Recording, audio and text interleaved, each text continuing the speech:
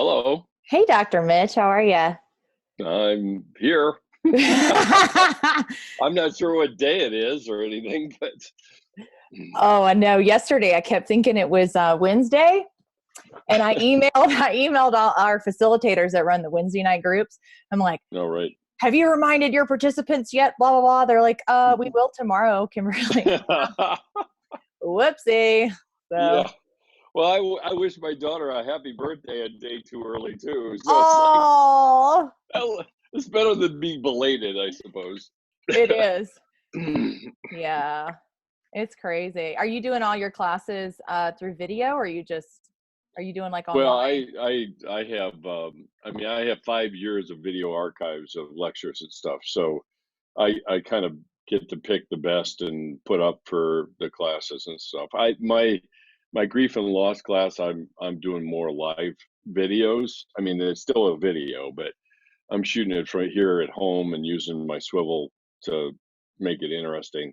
And I jokingly say I look like a caged animal. I got 10 feet to wander from one end to the other. But Right? I'm sure it's kind of entertaining to watch. It's like that neurotic bear at the zoo, that goes up and down and up and down and up and A little bitty cage. down. So yeah, I'm doing live check-ins with students Hmm. just to make sure they're doing okay. But the grief and loss class has small groups, and we've been doing live Zoom groups with them, and that seems to be working out okay. Mm-hmm. I mean, it's probably, I mean, it's something I'm probably going to talk about on my podcast tonight. Is there something about presence that we are now finding out how important it is? Yeah. And so this removes it, just looking at somebody on a screen. So, Yeah. Well, let me start. You're getting into some good stuff. Let me start our little live feed here. oh boy. Oh, I know. I'm so nervous. I don't know why. I'm I like, hear you, Brett. what are you talking about? You don't get nervous. Oh, Oh, I just cover it real well, Kimberly. do you really? That makes me feel Yeah, better. So thank you. I just vamp and hope for the best and something coherent comes out.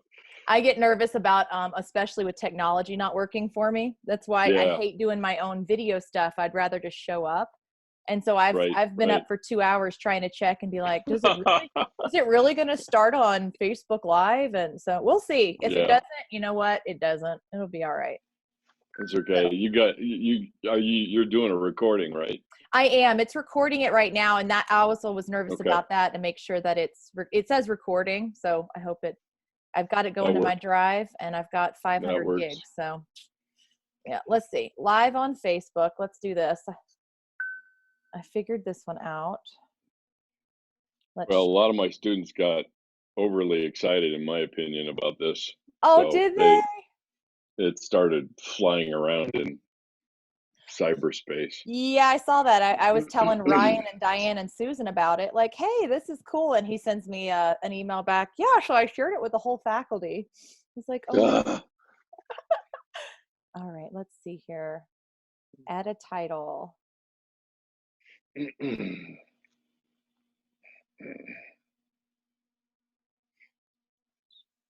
me see. I cannot see this.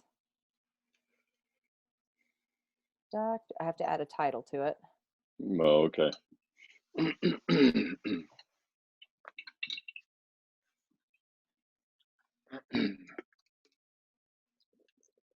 All right. I think this works.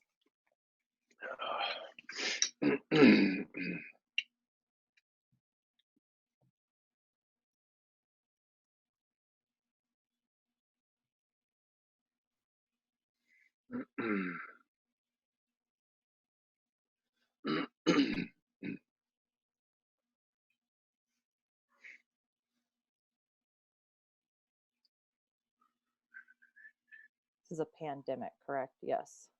Yes.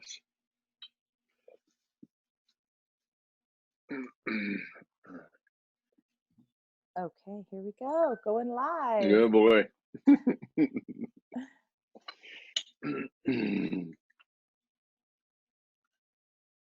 Yep, that's what it says. Are we live? That's what it says. All right. Well, there we are. Hey, Dr. Mitch, how are you? I am good. How are you, Kimberly? I'm good. I know it's Wednesday now, so Yeah, well, like we were talking off air here, is like I have no idea what day it is. I know my name, I got that, yep. but everything else is up for grabs, I think. Well, I know your name too, and I know mine, so we're good. Yep, Thanks for talking with me today. I know things are a little sure. nuts, but yeah, I'd contacted you the other day talking to you about grief because I've had a few friends Mhm. reaching out that are just extra struggling right now, and they Yep. don't know why. They're like, "Why does my grief feel so much worse?" And I know there's so much else that we can talk about in grieving friends, grieving jobs, loss of our time. But what are your thoughts? Just why does it feel so much worse right now?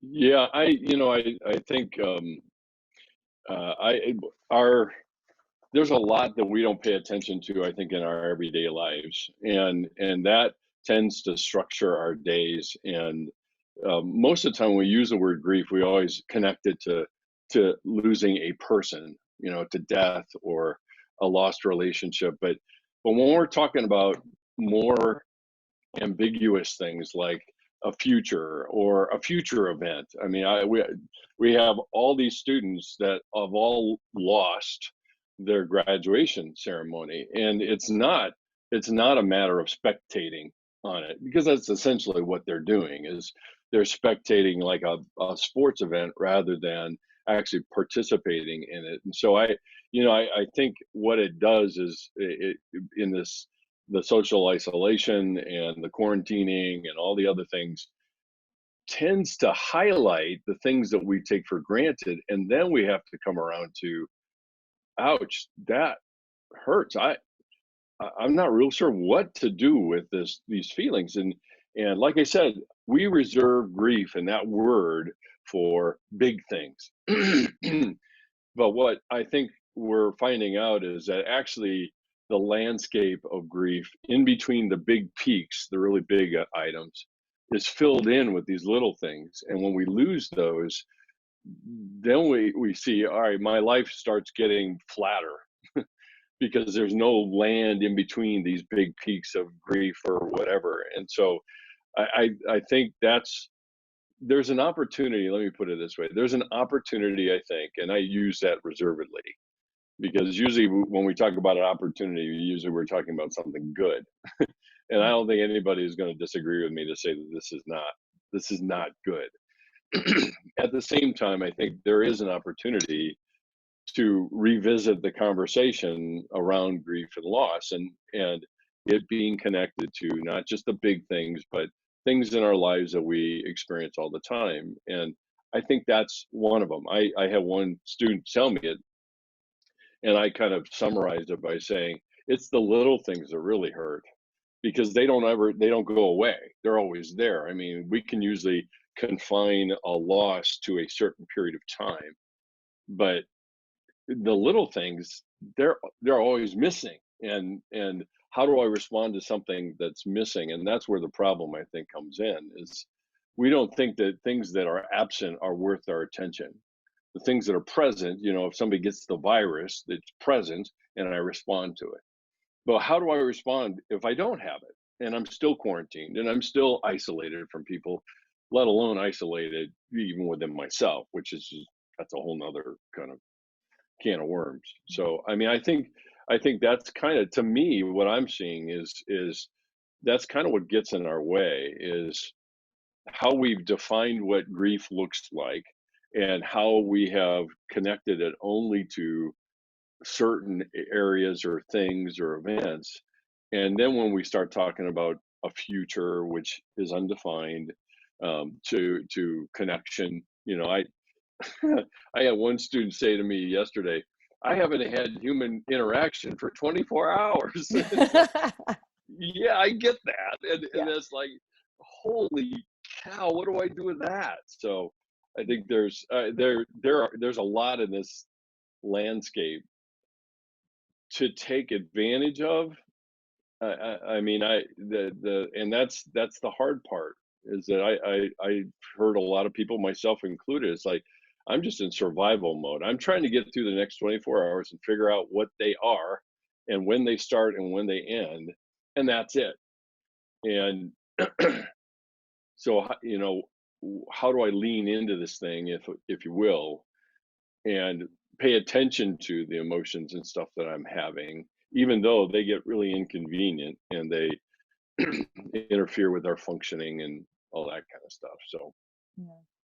Going a back to long little answer to a very things. short Oh, question. oh, going back to the little things just to kind of normalize it for people that feel like they're just upset about losing things that they feel aren't as important as losing a Yeah. spouse or a child or their job.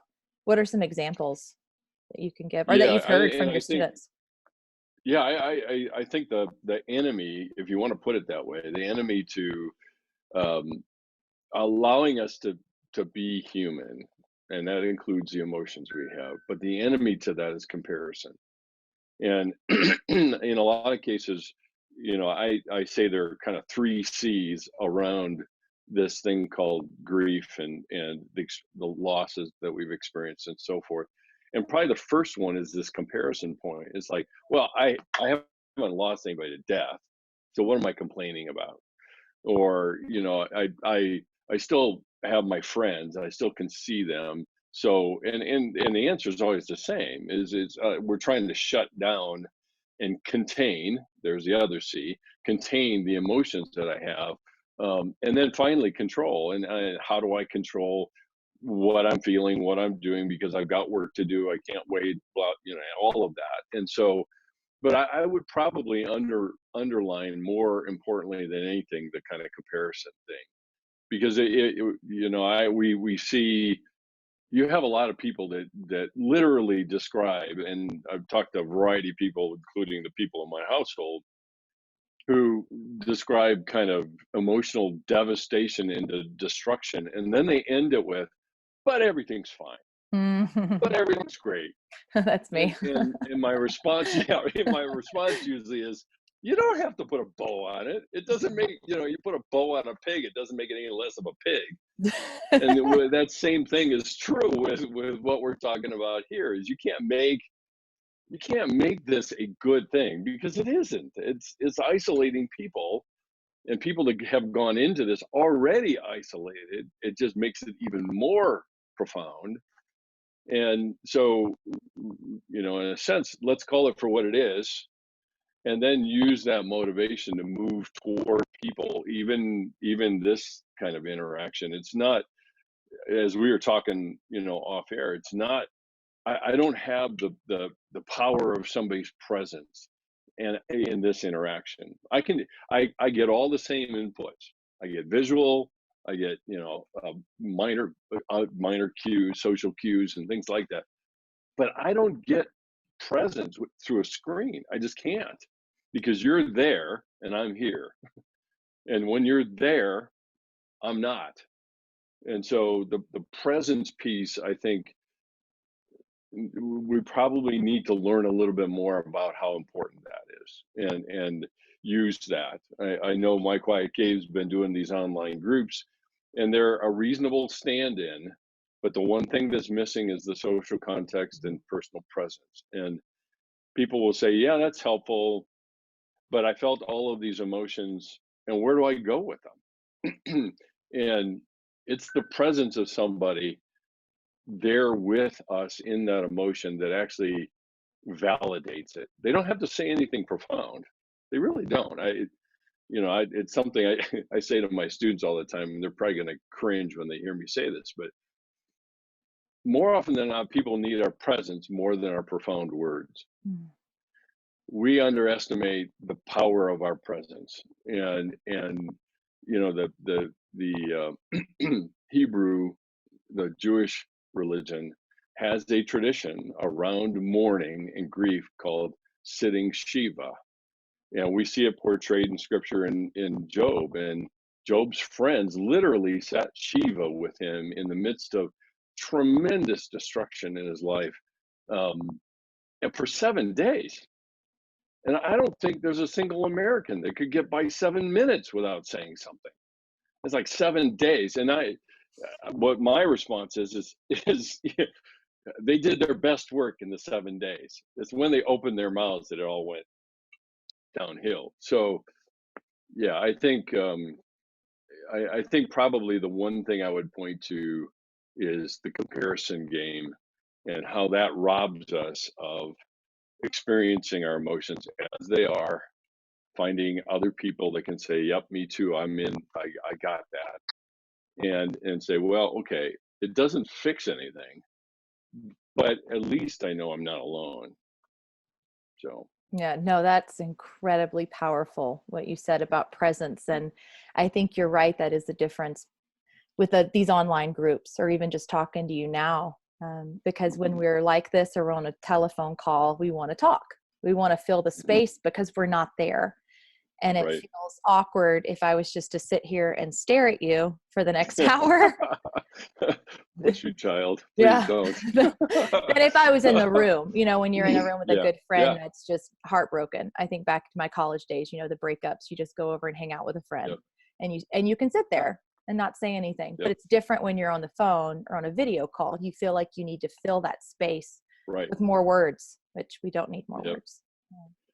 I had one person say they call their friend up just to keep them on the phone while they're doing their homework, just to get a little of that, and Oh, then just like, "Are okay. you still there?" It's like, yeah, I am, but it's the lengths we go, which is really quite amazing. I think it reflects the profound nature of being made in the image of God. Is the profound lengths we will go just to have even just a thread of connection, and that is comforting to us. Now we may not identify what those emotions are. There may be a small quieting of the restlessness in our heart, or it may be I feel a little less troubled knowing that somebody is on the other end of the line, if you will.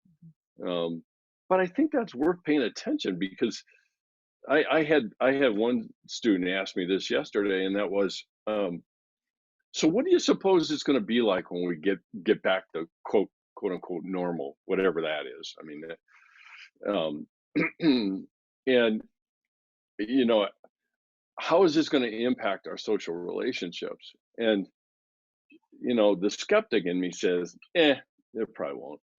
We'll go back. We'll be so relieved to be back to where the way things were before. We so want that, even though we so want that previous state, even though when we were in that previous state, we were complaining like crazy about it, but we want to go back to that. And I think, like I said, the skeptic in me says, yeah, the relationships are probably just going to go back to the way they were.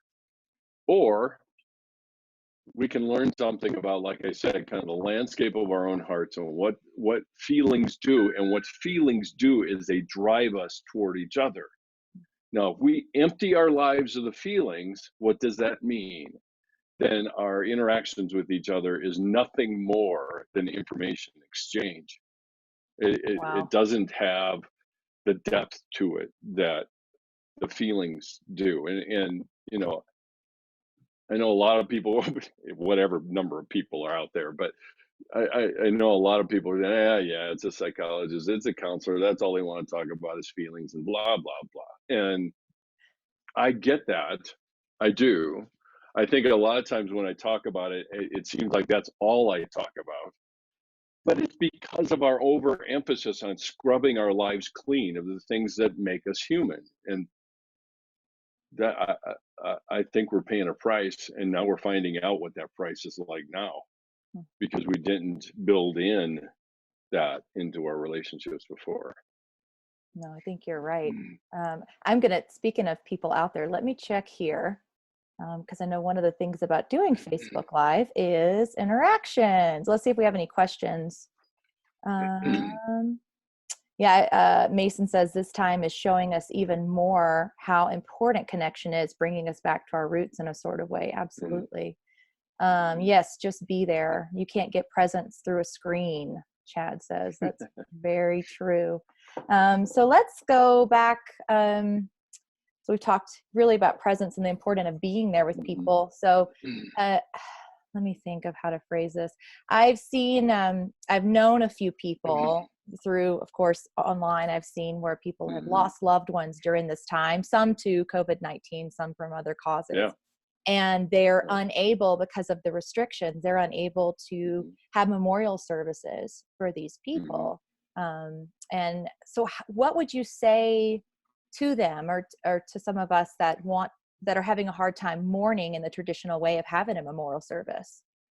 Yeah. Yeah. The interesting thing about that is it's as if it um, adds another layer of loss, because particularly in the area of loss and grief and stuff, we um,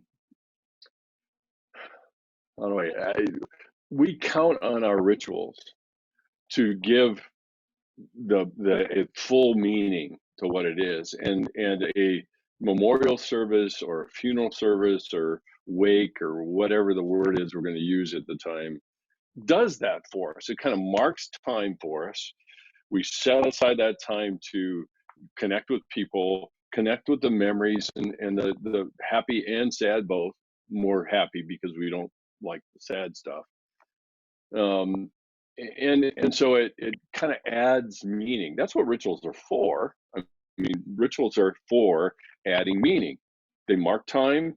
They kind of add a substance to it, and now I can say there. I think the challenge that people face now without being able to have that is this loss of not only the person, if they've lost somebody to the virus, but then they've lost the actual ritual that helps them transition from the person's presence to the person's absence. And that land that we're in between presence to absence varies. And so um I think I don't think that that has to dictate to us whether or not we get closure. Now, closure is a very common phrase we tend to use around this thing, and with loss and grief in losing somebody. And the problem is it's never very well defined.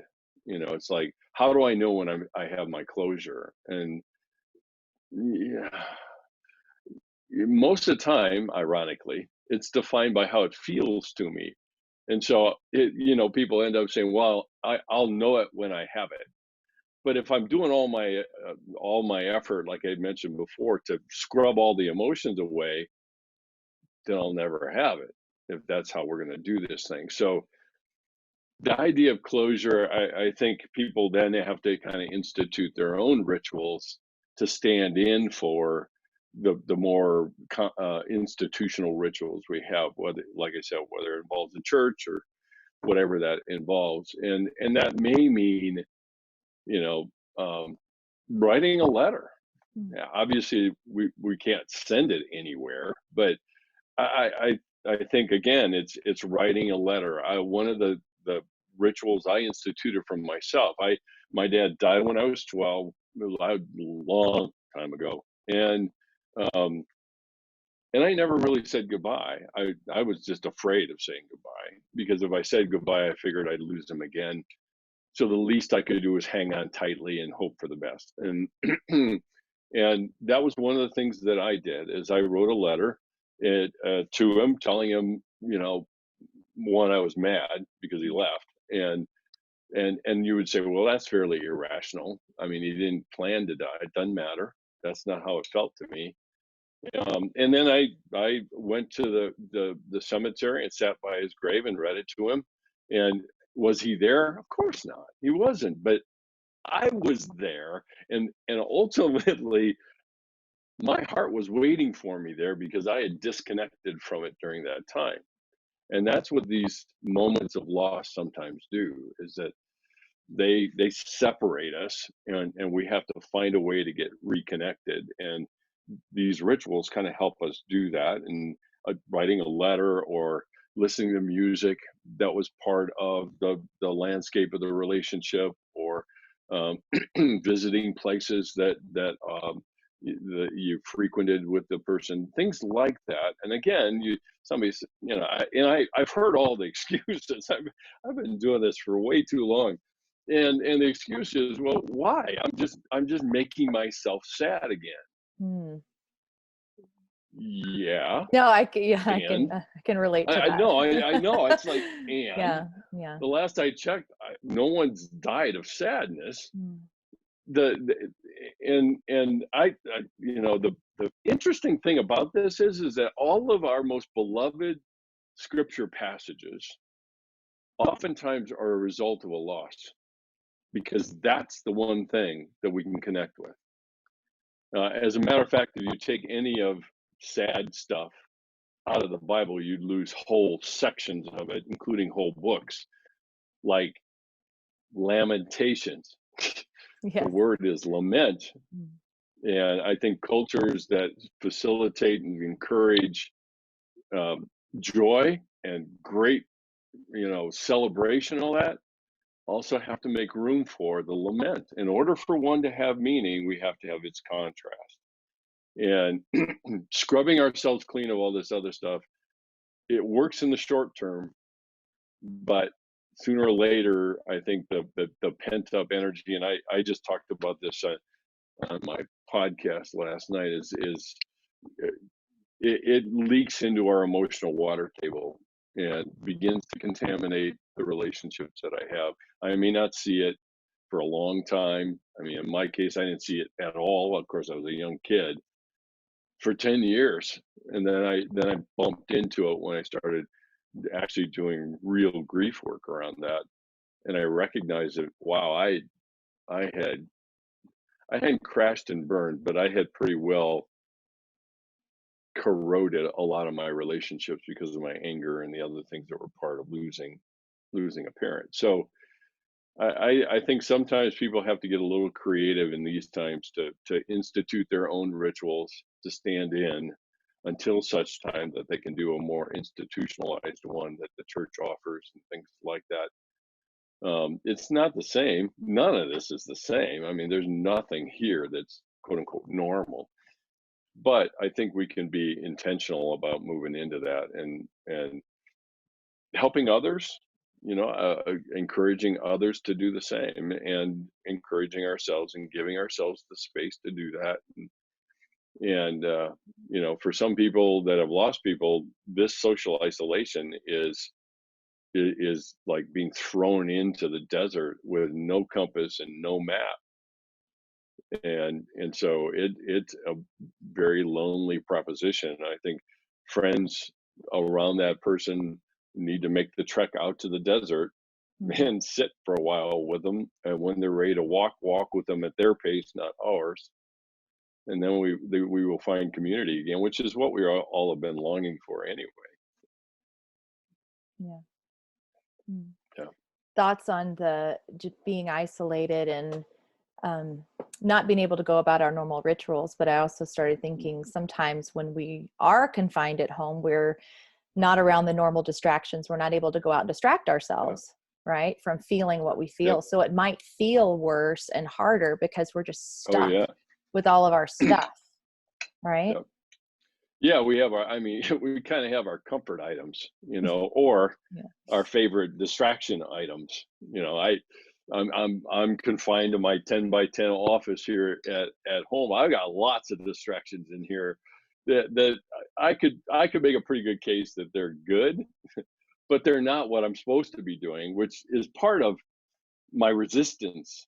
Because and again, this is a lot of times, this is why I like to talk about grief and loss as much as I do, which doesn't make me morbid or a Debbie Downer, but because all of our lives are connected to the issues that come out of this, and that's for good reason, because life has a contrast called death, and they are connected, they are not disconnected. And if I allow them to be connected, what's interesting, and Elizabeth Kubler-Ross says this all the time, is we find meaning. Because if we live like we're going to live forever, then uh, easy come, easy go. But So yeah, I always laugh. I'm having these kind of Zoom meetings with my students, and sooner or later, a dog or a cat or something will show up in the picture, either Oh yeah. across the cats always seem to have to make themselves known. I don't know why that is. Mm. But there's something about the person's demeanor that changes when a pet comes in, and why? Because it's a comfort thing, and we look to those things as well. I mean, the general pastime of most students is to blow time with Netflix. That hasn't changed. That hasn't changed at all. The one thing I hear a lot is, but boy, their motivation has, and it's tanked, and they're not sure what to do with it. And the worst part about it is then we do this comparison thing like I was talking about before in a vacuum. I have no information. I'm not in a classroom to compare myself to the student next to me or whatever. Mm. And I, that's boy, that's a poisonous situation when I start comparing in the vacuum of my head. And I will always lose, and we will always hear the voice of shame and what kind of bad person we are, and we can't seem to get our crap together, Mhm. and all of that. And then it's death by not a thousand cuts by it, but a thousand sips of this poison. And then somebody comes in, or you bump into somebody in the house. It's like, "Arr!" It's Yeah. like, I'm ready. Let's go around. So Right. yeah. Let me check. We keep getting little pings here. For those of you out there, this is my first time doing a Facebook Live, so bear with us. From what I understand, we have about a 20-30 second delay too. Yeah. Let's look at all these comments. Any questions? Hold on a second. Oh,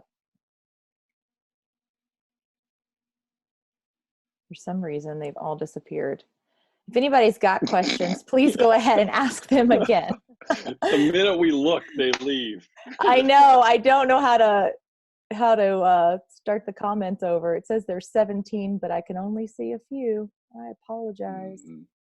Oh, yeah, we're hearing, yeah, that it's very helpful hearing that death and life are connected. That is helpful. Any other questions? Go ahead and post. We're on a little bit of a delay. I will try and keep up with those. So what that means is we have to vamp for 20 seconds just to see if somebody's got a reaction to what I just say, right? Right? Yeah. Oh, I hear. See, the writing letters is great. Mm, So why, yeah, going back to why does everything feel worse right now? mm, Maybe we lost a person or lost, yeah. maybe our marriage ended 5 or 6 Mm, years ago, right? Even the death of a mm. marriage, a death of a relationship. And all of a sudden we just find ourselves, just overwhelmed with all this Yeah. stuff we thought we worked through. What is that all about? Yeah, and uh, the the metaphor sometimes I use, and I think I have to say, you stretch a metaphor too far, it falls apart. So I'll say that right out of the gate. But the metaphor sometimes I use is it's a little bit like driving or being on a journey of some sort, and the people that we meet, we go on the off ramp and we set up life over there, and we always get back on the journey again, but it's set up there. And then when something happens that separates us from that person, and I'll just go with the person idea here, Right. then essentially, we kind of, either we're going to say, all right, that's over. I'm going to ban that exit ramp, and I'm going to keep going. But the problem is I can't entirely close that ramp. And so I continue down on my journey. I hit another bump in the road, another loss or something. And the interesting thing about that is that the memories from this past exit ramp seemingly opens wide open and comes forward into where we are now. And the one observation I would make is that losses tend to connect because it returns us to a state that we were before. And And at least in psychology, we call it state dependent learning, is that I learn certain things, I make conclusions around a particular state that I'm in. And then when I return to that state, that stuff comes back again. And so the problem, I think, with what we've got right now is the social isolation is a little bit like amplifying the signal of all of these other losses that maybe I haven't done a lot with. I don't, as we were talking, I don't see them as that big of a deal. Let's just keep moving. and and life can work not that bad doing it that way, but those things connect up, and then the social isolation of this that we're in only turns the volume up, and it seems like it just makes it worse because of the other losses. Now, that doesn't mean I'm not, I haven't done any work. That I'm not implying that at all. Okay. Every time I do my grief and loss class and I talk about my dad and the things that I've gone through in my own, tears will still show up. Does it mean that I'm not done? No, it doesn't mean. It just means that I cared about what happened. And our tears are probably one of the most profound sources of communication we have, because I don't need to use words. Tears all by themselves communicate something without me ever using words, and it connects up in the human soul with one another. And so, we apply logic to it. This doesn't make any sense. This is just a virus. I can hang it out, and this is fine. I'm going to be fine. And while that may be a factual conclusion of the future, that is not a feeling based conclusion of the now. And it's that I need to find a way to connect. And so it makes sense to me because I've talked to people doing this. And the funny thing about it is, I've been doing counseling for 40 years. And I can't think of a single counseling session, not that I can think of them all, because when you go that far, I'm lucky to remember, like we were talking this Yeah, morning. the day of the week. Yeah, exactly. Um, but I think I would be pretty safe in saying that I have never not talked about loss in any of my counseling sessions, any of them. I Somebody comes in with anxiety, and we start talking about it, and somebody listening from the outside says, "Well, what does that have to do with loss?" Mm. Well, anxiety is part of loss. It shows up. Why? Because either I'm afraid of what I will lose, or I'm feeling anxious over what I've lost. And so there's always a subtext under um, all of the counseling I've had, and I recognize that in the losses that people experience. And so to me, like I said, it makes complete sense for people to say, why is this so much worse? And the simple answer is because losses connect. Right. It puts us back in a state again. And it all floods back in. Yeah, Yep. makes sense. Let's see here. We've got a long one. How do you define healthy grief? Which we'll do in a minute, because I know you have a lot to say about that. So remember that one. How could you speak, Delisa says, how could you speak to the anger a person feels during grief? How would you help someone virtually counseling work through this? Speaking to the Oh, anger. Is that a yeah. big one too? Wow. Yeah, it is. Yeah. Um, I mean, my first reaction is tell them to get Zoom on their phone and let's go for a walk. Yeah, that's a um, good one. get Getting out of the confines. I think probably the one emotion that is the toughest for people to tolerate in themselves and in other people is anger. And anger bubbles up from pain. And if we go down deep enough into what that pain is, there's a lot more to it. And, again, I think w- we, at least in the Christian community, we've gotten some real mixed messages about anger. We get this notion that that anger inherently is sinful, and I don't buy that. I think if that's true, then we have to apply it to all emotions, and and so and also we see examples of Jesus getting angry, and so okay, let's kind of take that one off the table. Now, what I do with my anger, that's a different story altogether. And so, helping somebody, I mean, virtually it's pretty tough to do.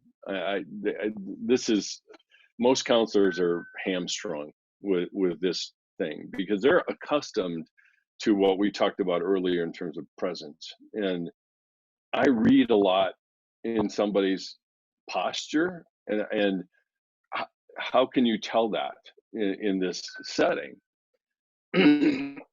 So the posture piece, the intonations, even because we're tag teaming it here, Kimberly. I mean, I clear my throat while you're talking, and it moves over, and we ignore that in all of our social interactions, and yet I can't catch as I sit and talk to people. I can't catch a glance of their eyes away from me when I ask a question. I can't get that in this.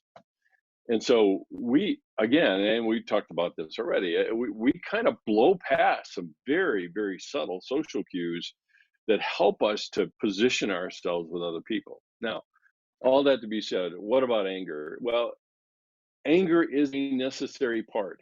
And this is not going to be good news to a lot of people. This anger is a necessary part of our healing when it comes to grief because anger expresses the connection, the love I have because I don't get angry about things I don't care about. Mm.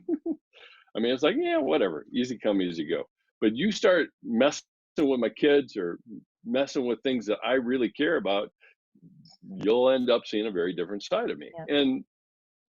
And so anger is a necessary part of our healing. If you drag it over into the physical realm, a doctor comes in, diagnoses whatever injury you have, and they do something that annoys all of us, and that is they palpate the area. They poke and Mm. prod and twist, and it's like, stop, you're making it worse. And he's like, I can't help you if I don't do that. And anger is I think a natural human response to things not matching what we expected things to be. And the way to get it back is to have this anger. Now that doesn't make us childish. I mean, anger's embedded in lamentations. Embedded in lament as well. So it's a necessary part. So if I'm going to sit with somebody that's angry, I, all my job is, and easy way to put this is what I call is learn the language of the heart or the language of comfort, and that is validating what somebody has. Now, a lot of people will say, "Well, I don't want to validate that." They'll always be angry. No, they won't. The fire burns out eventually, but the harder we suppress something, the hotter the fire becomes. Mm. And so I think the anger piece of this is a necessary component that is part of the healing process that we will cycle through.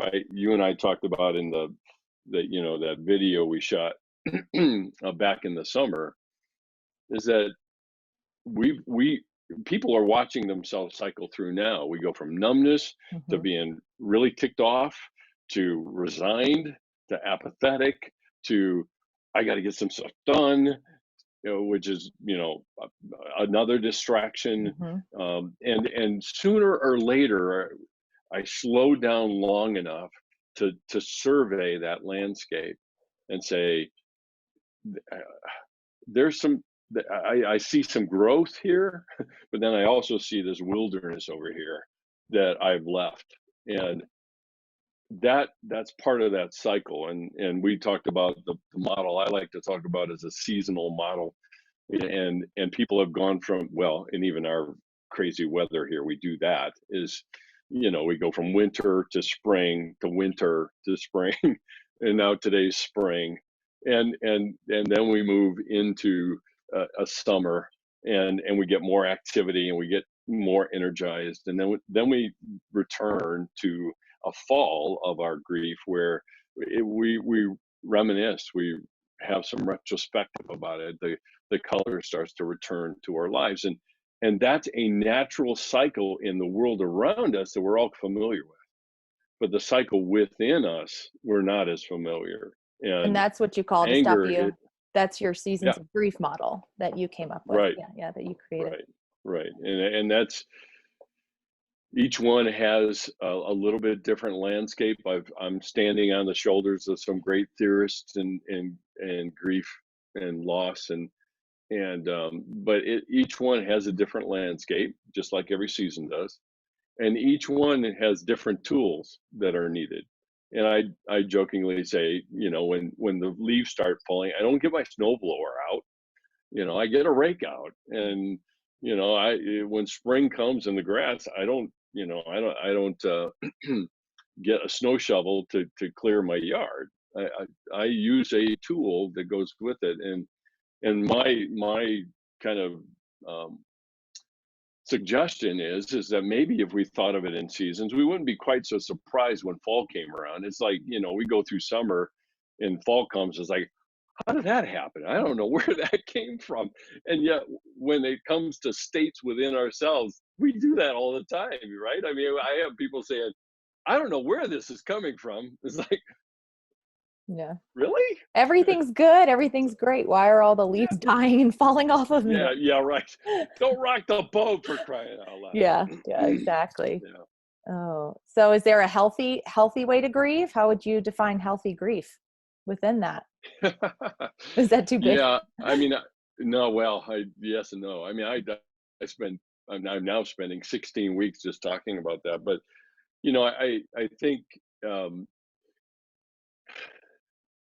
I think if people were to go back through what I've been talking about and what you and I've been talking about, I am describing what healthy grief looks like. So there's a big portion of it that is not suppression.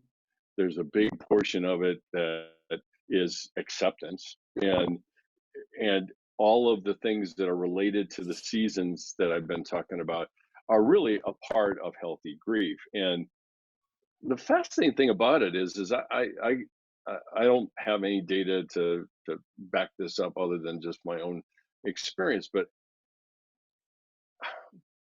it's a little bit like we're designed to grieve because we're designed to love.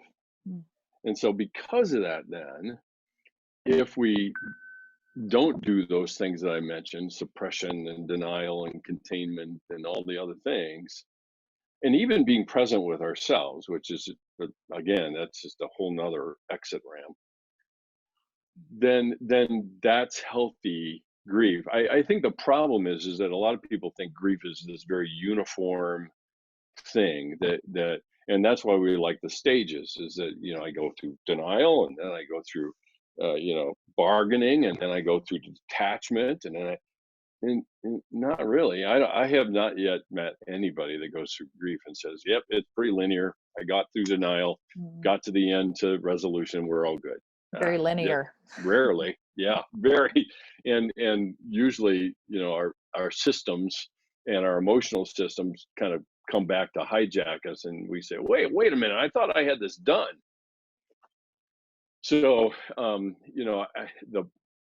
the thing is, I think, even when I try to answer that, is that if I am overly specific, which I won't be, if I'm overly specific, people will use that as the measure of where they are, and then conclude that they're doing it wrong.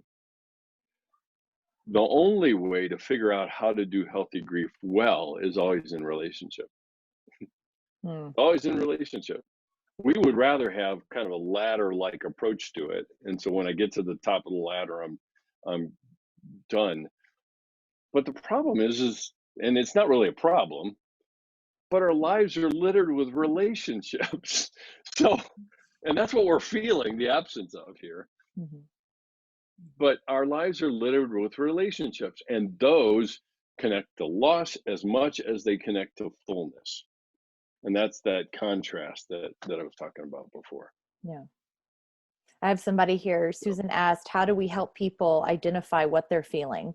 Maybe what their emotions mm, are. Because that's hard. That's hard for mhm. me to even do. I don't always know what I'm doing. Yeah, I'll start yeah, right. screaming about something, and because I struggle with anxiety, and so I'll get very Mm, angry. I'm very mhm, very angry. I'll start screaming. The kids make a noise, and it's just and it all comes out of me mhm. wanting to control. And where does that really come from? So I'm just throwing that out there. I have a hard time too. Right. How do we help other people do that? Yeah, and I at some level, I could hear some of my students screaming, "Oh no, the feeling sheet!" Oh, do you do the feeling wheel? Because I've used that with Well, it's not clients. the wheel. I give them Oh, a okay. whole darn sheet. So, Oh, um, and they, that sheet is just a sampling, but a lot of times I'll give that to somebody and say, look through, mm, and when you find something that kind of says, "Oh yeah, that um, I got that one." um, uh, the problem with that is it separates us from our feelings. But I think really the only way to reconnect with our feelings is to label them. So a feelings sheet like that, you can find them all over the internet. yeah. Is a way to do that. The the standing joke is mad, sad, glad, bad, scad. You're Scad, from the yep. East Coast, and but the problem is those anchor kind of pillars, and underneath that there's this whole range from if I'm mad, I go from irritable to enraged, and a lot of people, particularly with the anger scale like that, if I'm feeling irritable, they'll just lop off the bottom of the scale. They won't talk about anything below it. But when I hit enraged, now I'm really mad, and so I encourage students and other people I've talked to over the years to, like I said, to kind of develop a vocabulary of our emotions, because that allows us then to communicate them, and when we communicate them, they become real. As long as things stay locked up in our head, they're not really real, Mhm. and we can just dismiss them. And like I said at the very beginning, when I start dismissing that and go flatline in my emotions, then everything else suffers when we go that route.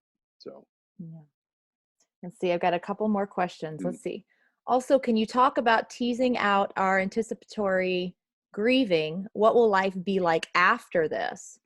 While in the mm, process of losing, then grieving after a loss has occurred. How are they the same or different experientially?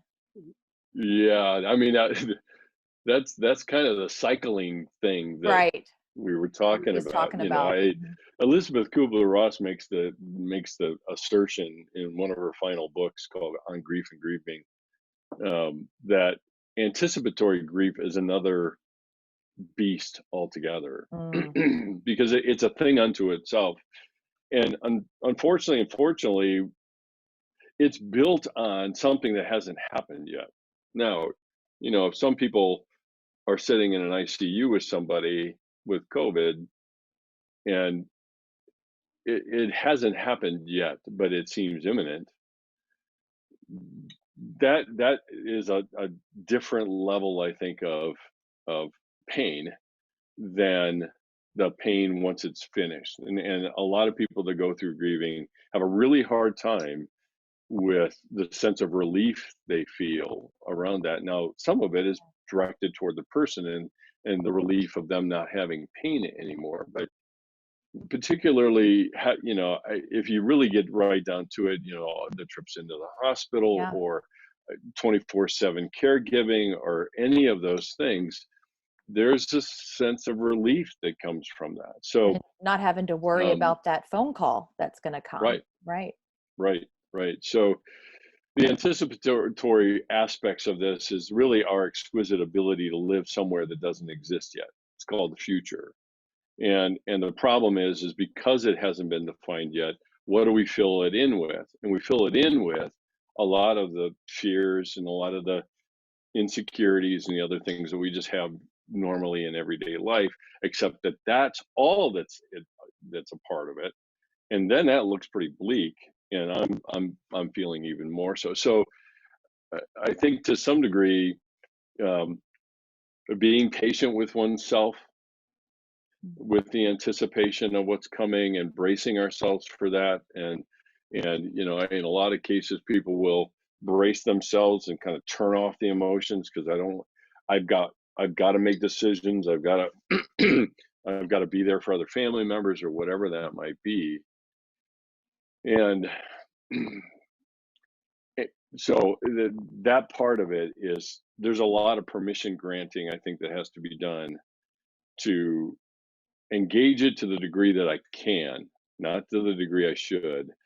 Engage it to the degree that I can, and then if the event actually occurs, and sometimes it doesn't, but if the event actually occurs, then we've got genuine grief to walk through. And this anticipatory grief is very different than genuine grief. And because it's built on, like I said, it's built on something that hasn't happened yet. Mm. In genuine grief, it's built on reality and all the things that I have to go through with that. So, the cycles that we go through, we get really, really irritated with. We really don't want those, particularly a lower end of them. We like good days, but bad days, I can do without them. Yeah. But that's part of the cycle, I think, of just our healing and the what I call rewriting the story or the narrative of our lives without the person in it. And we resist it. It's normal. Everybody does. So even when we're in this quarantine and kind of isolation period, anticipating what it looks like on down the road whenever things start to reopen, whatever that means. um,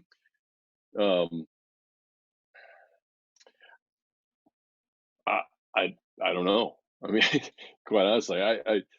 I the we can traffic in a lot of things that, like I said, haven't happened yet, and that's borrowing trouble from tomorrow. It's a phrase from Jesus. Mm. Today's got enough trouble of its own. That's the rest of the phrase. And boy, is that ever true now.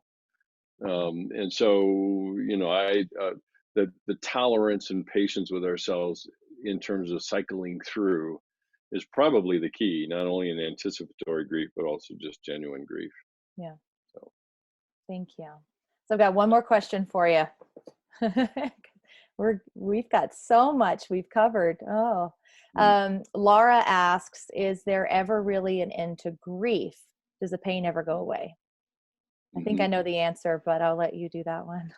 Yeah, the metaphor I talk about this a lot, even in my book, the grieving the loss of someone you love. I talk about kind of the metaphor of a burn wound in it, and a lot of theorists actually refer to grief as kind of a psychological or emotional burn wound, and there are a few wounds we get that are more painful. I mean, I can touch a stove on my pinky and sear some nerves on it, and then it wakes up later that night, and I'm saying, this is the worst thing that's ever happened to me. Of Mm. course, I don't wake up enough to do that, but um, so what does that mean? If we think of grieving as the active healing part, and that healing um, is allowed to continue and does successfully, then the active healing component is comes to an end. Whether I get to the end of the sickness or I get to the end of hospitalization or whatever that is. Then I move into life, and what am I left with? A scar. Mhm. And I look at scars on my hands, and I can poke on them and press on them, and they don't hurt anymore, but they're still there. And every time I look at one, I've got one on my hand. That's what I'm looking at. Every time I look at one, I pretty much remember all the things that went into it. And that's not all bad, Mhm. but you know, I, I would go so far as to say that we were never designed to forget, because that's the basis of all learning is memory. So when we condemn ourselves for the memories that we have, it again, it's kind of a package deal. I shut down those memories, I shut down everything, and then how do I learn and learn from an event like this? And we're going to be all affected. You know, um, I commented on when this thing whole started kind of running out, and we were told that people were asymptomatic but still carrying the virus.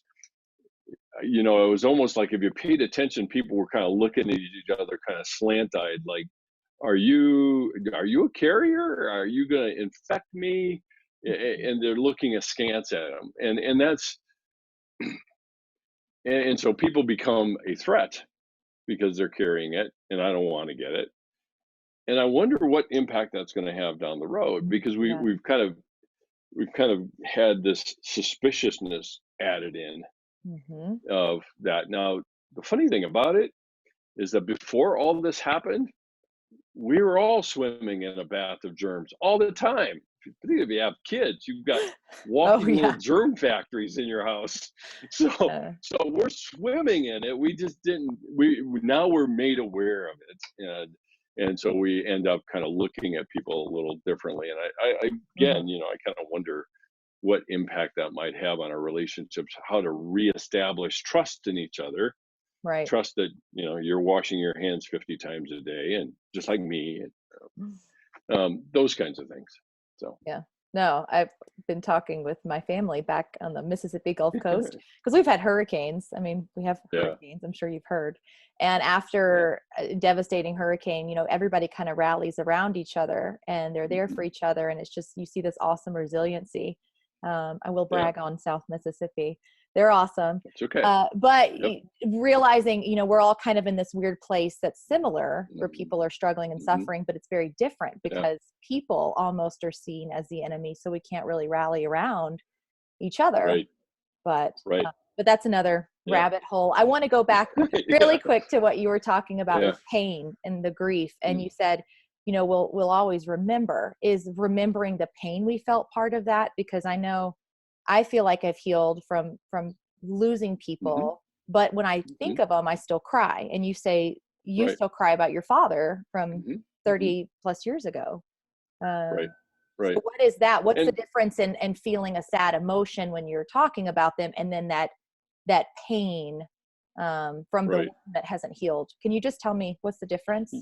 Yeah, and I think we can differentiate between the moment versus the bigger state, if you will. I mean, in the moment, and inevitably, as when I tell that story, I'm always sure that I'm going to get through it this time. But then I get hijacked by it, and is it pain that I'm feeling? I'm not sure I put it in the category of pain.